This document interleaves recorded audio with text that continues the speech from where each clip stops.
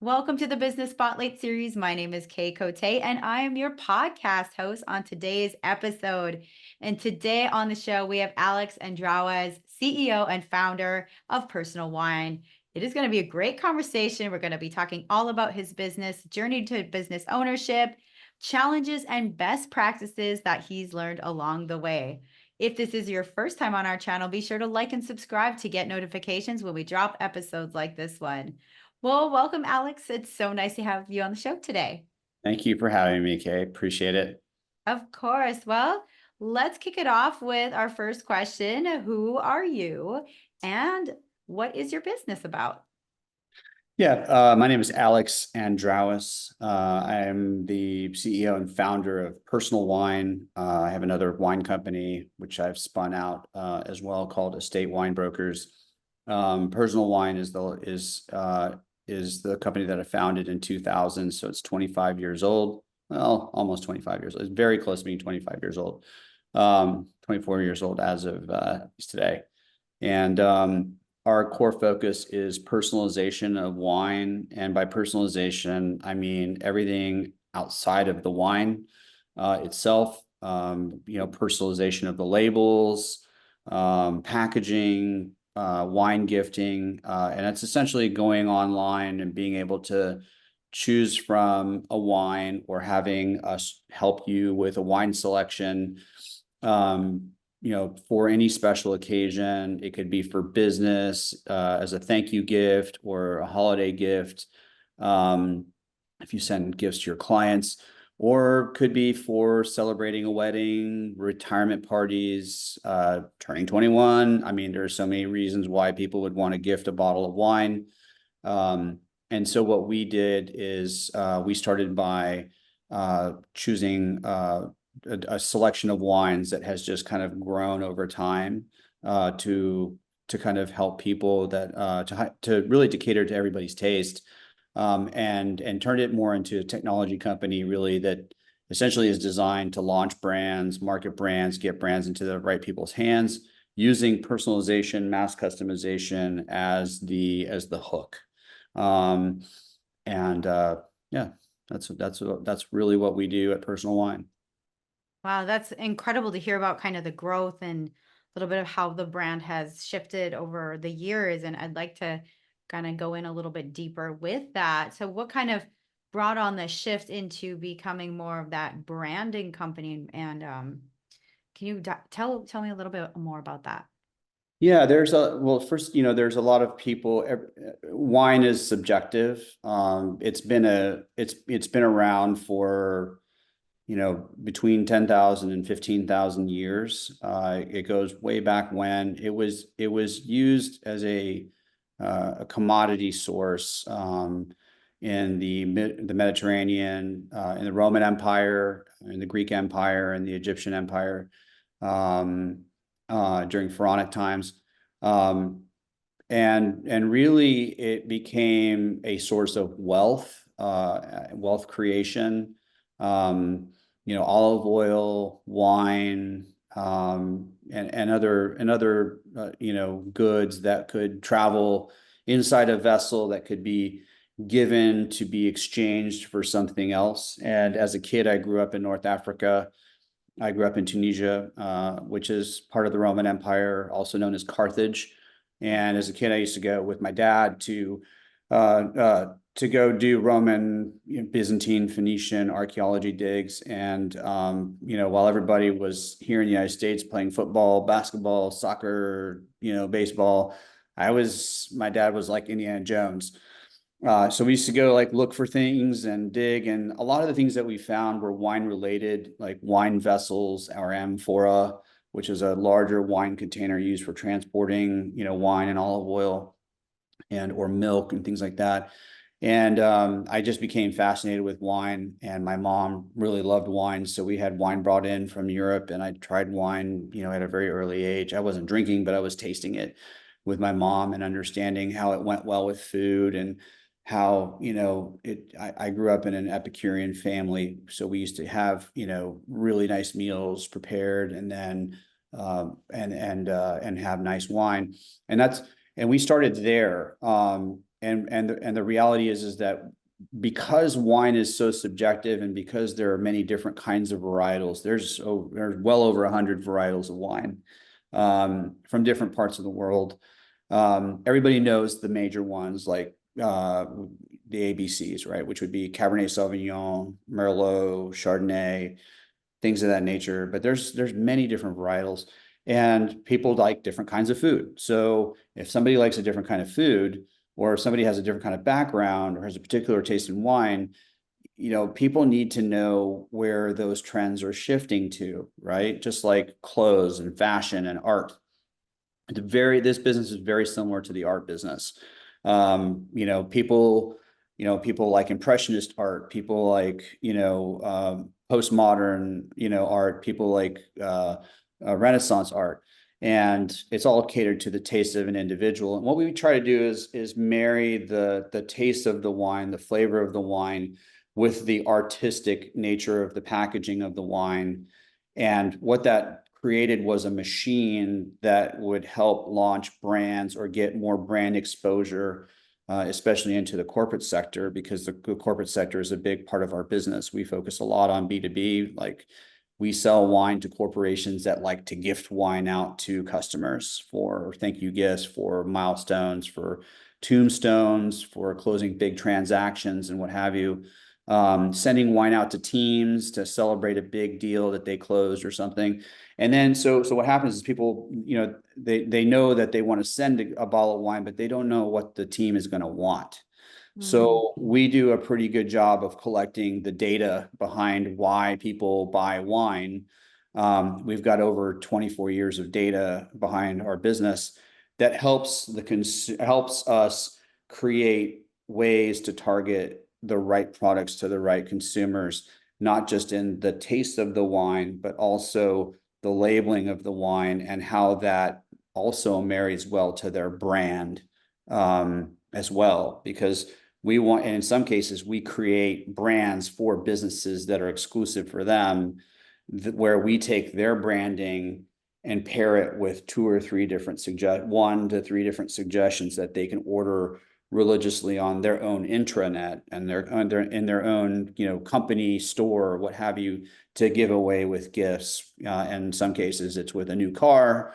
In some cases, it's with a new home. In some cases, it's with a new private jet or a yacht or something. But it's not just catered to the elites of the world. It's, we've got wines that are under $30 a bottle that, for a private label personalized wine bottle is actually quite reasonable in terms of price to give as a gift. And the wines are very good. There are many challenges there, but through the 20 plus years that we've been in the business, we've taken information and data and basically use that data to help refine the process to where people can get in and out as quickly as possible.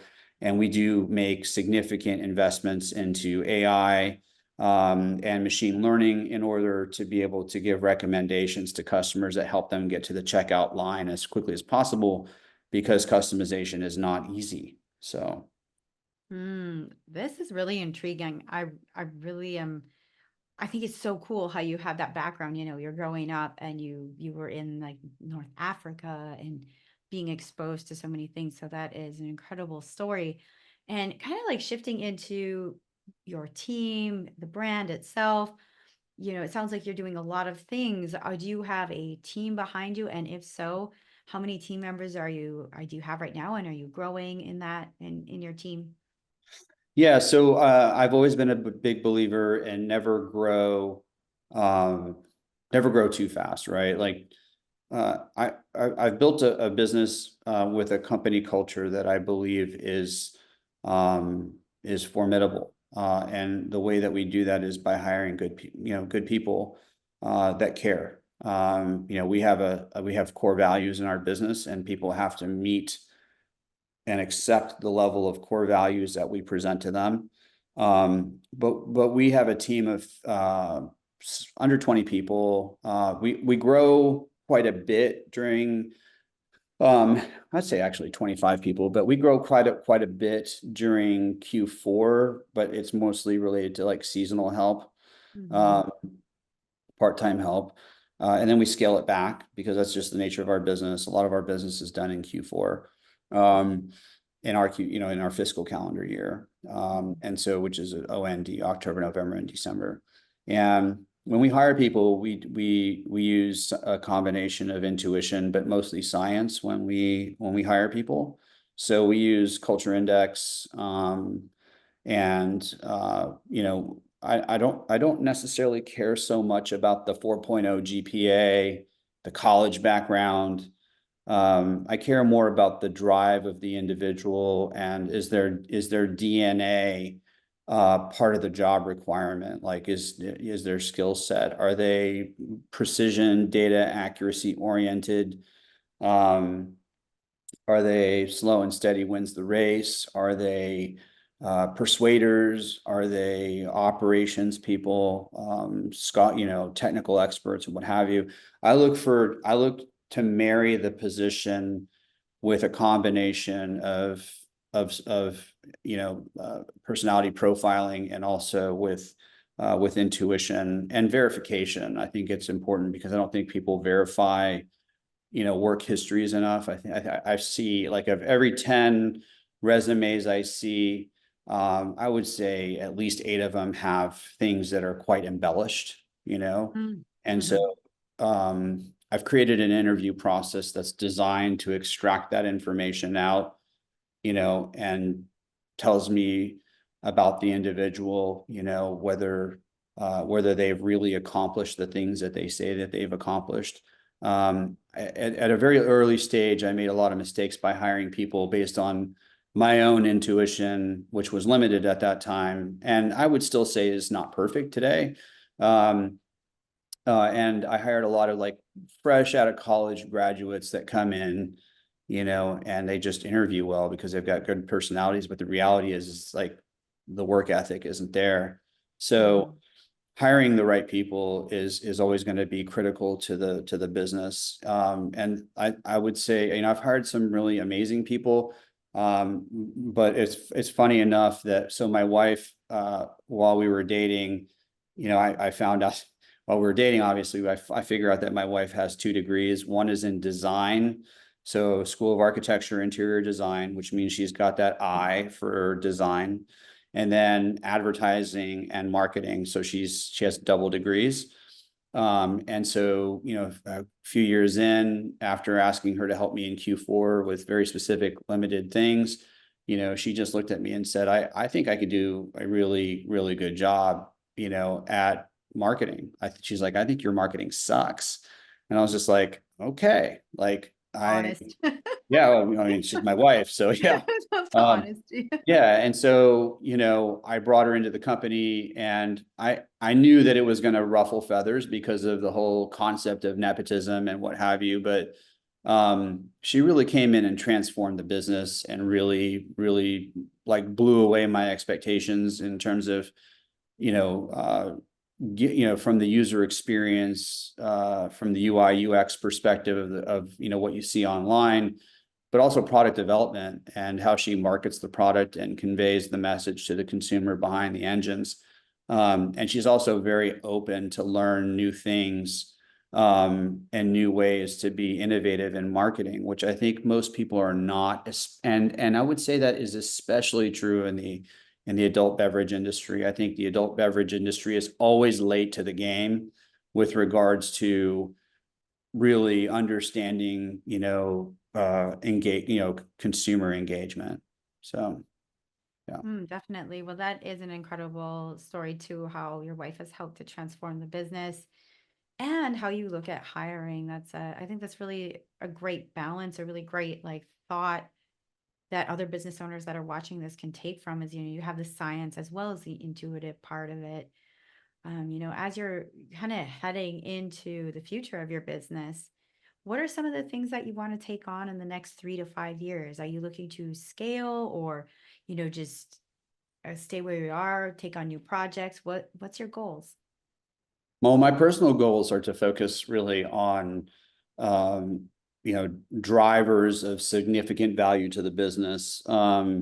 In the process of building this company, I've met, some of my clients have built very big companies and sold them or still manage them. We're talking about businesses that are hundreds of millions, if not, and some billion-dollar organizations. And they founded these companies. These are very successful people. And they come from all walks of life. Some of them, came from well-to-do families, and some of them came from nothing. They were extremely poor growing up and built successful companies. So I looked at their habits and followed their habits. I talked to them. Most of them became my friends. They were my customers that became my friends. But I've learned I would say the one thing that I have learned the most, that is the most important to me, is the concept of time and its irreplaceability. It's something that my father instilled into me. He helped me start my company, gave me a lot of advice, a lot of motivation. And one thing that everybody kind of steered towards in terms of like core messaging for me is the concept of opportunity cost. Like, a human being can only take up so much or do so much in one day. So I typically I every week, on a Sunday before my week starts, I'll put together a list of things that I need to do. And what I do is I go in and I score them based on what is the most important for the business. Sometimes you have some short-term wins. Everybody needs a win, and sometimes the big wins take a long time to win. I've got one that I just closed that took me 15 years. I just closed it. Wow. And so the concept of opportunity cost is essentially like, you have to trade one thing for another. You can't just do everything. You have to really focus on the things that drive value. So that's what I'm focused on in terms of like hitting a specific revenue number. Everybody has that dream. I had that dream. I have less of that dream today. I'm more focused on keeping a beautiful company beautiful, and less focus on the shiny objects that distract you from the core of what made you beautiful in the first place, right? And focusing my energy there. And that's really really the best answer I can give you, and the best advice I can give anybody is just, focus on how you spend your time. That is powerful. And kind of like looking at what you talked about, I really liked where you said the main focus is keeping the beautiful company beautiful. What are some of those challenges that you faced within doing that, and how have you overcome that? Yeah, listening to other people. So I think the biggest problem that I've ever had was the concept of thinking that I could be everything to everybody, which is not true. It's another thing that I brought in from, the words of wisdom from my father. You can't be everything to everybody. You have to be true to who you are. You have to tell people what you can do, listen more and talk less, own your own mistakes. Don't be afraid to tell people you've made a mistake, because it'll encourage them to surface their mistakes. Otherwise, mistakes, even if they're small, they can accumulate. And so my goal has always been to deliver that message to my team, and I continue to try to do so every single time I can. Um, and that's what I try to do. So I just try not to make the same mistake twice when I do make a mistake. Mhm. And I try to avoid shiny objects. I mean, it's hard when you're an entrepreneur Mhm. to not get distracted from, the pipe dream, or somebody else is saying, hey, you should do this, or your competitor is doing this, or whatever. It's like, yeah, but I don't want to be like my competitor. Like, I'm not trying to do that. So just staying focused, I think is the core.